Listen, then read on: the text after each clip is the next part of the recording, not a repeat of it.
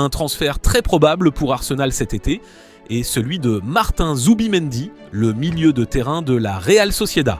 Les négociations sont déjà bien avancées et le club espagnol reste optimiste quant à la conclusion de l'accord, malgré l'intérêt croissant du Real Madrid. À 24 ans, Zubimendi est perçu comme un potentiel successeur de Jorginho qui pourrait quitter les Gunners cette saison. Parallèlement, Arsenal a clairement identifié le renforcement du poste d'avant-centre comme une priorité. Plusieurs noms circulent, mais Victor Gyökeres du Sporting CP et Benjamin Sesko du RB Leipzig figurent en tête des cibles. Ces attaquants pourraient offrir à l'équipe la puissance offensive nécessaire pour pallier les blessures de Gabriel Jesus et de Kai Havertz, ce dernier étant victime d'une déchirure du tendon ischio-jambier en février 2025, ce qui l'a contraint à rater le reste de la saison. L'entraîneur du Real Madrid, Carlo Ancelotti, devrait quitter le club pour prendre la tête de l'équipe du Brésil avec un contrat initial d'1 an jusqu'à la fin de la Coupe du Monde 2026. Ancelotti, 65 ans, était sous contrat au Bernabéu jusqu'en 2026 après avoir prolongé son contrat en décembre 2023. Cependant, des sources sur le terrain, parlant sous couvert d'anonymat, ont indiqué qu'il avait déjà informé certains membres du vestiaire de son intention de quitter le club. Par ailleurs, David Ancelotti, le fils de Carlo et son assistant, a décidé de lancer sa carrière d'entraîneur principal et ne rejoindra son père au Brésil que s'il ne reçoit pas une offre attrayante ailleurs, ce qui l'a contraint à rater le reste de la saison. Matheus Cunha, l'attaquant brésilien de 25 ans, est sur le point de rejoindre Manchester United cet été.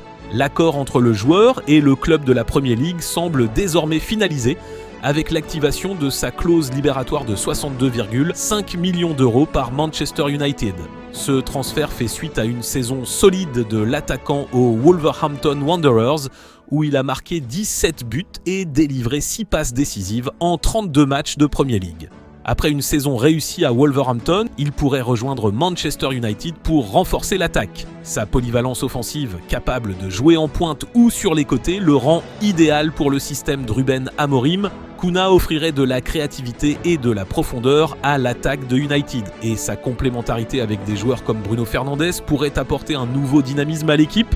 Barcelone a remporté la Copa del Rey après une victoire 3-2 en prolongation contre le Real Madrid, décrochant ainsi un 32e titre historique et lançant sa quête du triplé.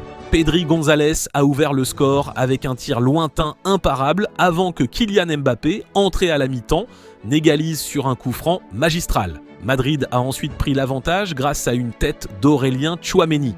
Malgré une domination madrilène et plusieurs occasions manquées, Ferran Torres a égalisé. En voyant les deux équipes en prolongation, c'est alors que Jules Koundé, à la 116e minute, profitant d'une erreur de Brahim Diaz, a marqué le but de la victoire, plaçant le ballon dans le coin du filet de Courtois. Cette victoire donne un élan de confiance à Barcelone avant leur demi-finale de Ligue des Champions contre l'Inter Milan, sans oublier les 4 points d'avance sur le Real Madrid en championnat.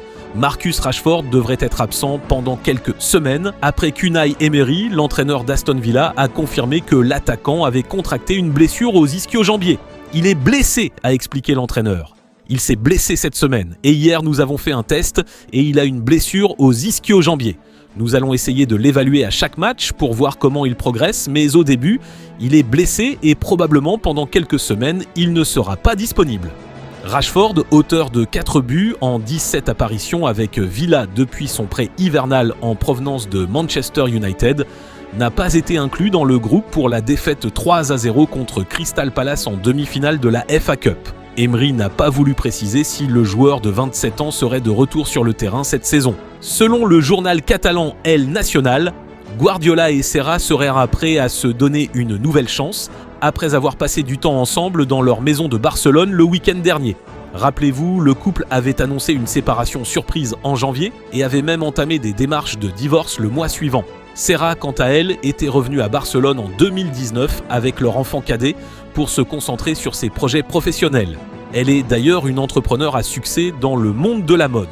Mais la décision de Guardiola de prolonger son contrat avec Manchester City jusqu'en novembre 2024 a pris sa femme de court, ce qui pourrait avoir été l'élément déclencheur de leur séparation. Aujourd'hui, les derniers rapports affirment que Pep pourrait bien revenir en Catalogne au moins une fois par semaine pour ne pas trop s'éloigner de sa femme et de son enfant.